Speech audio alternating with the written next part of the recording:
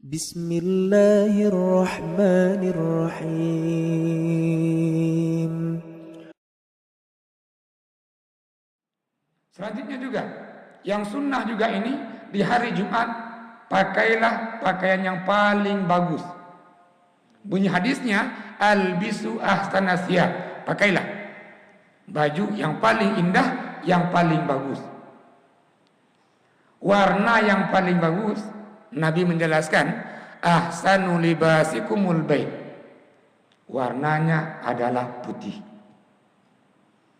Pertanyaannya, apa dibalik warna putih?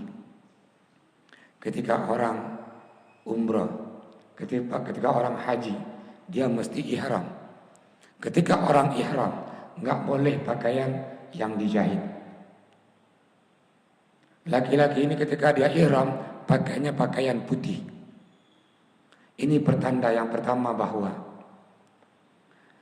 kita ini sama di hadapan Allah. Maka kita pakai pakaian putih, siapapun dia.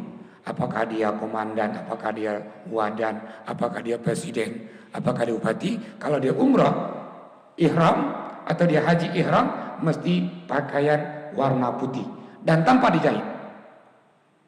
Ketika orang meninggal, kain kafannya sunnahnya ini juga warna putih. Maka sebaik-baiknya pakaian tadi di hari Jumat itu warna putih. Tengok, selain warna putih, membuat kita ini berkelompok-kelompok.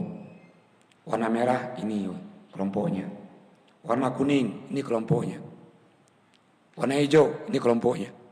Dan bahkan mau cakap, bahan kain yang sama dijahit oleh orang yang berbeda, ini akan menempatkan level dalam masyarakat.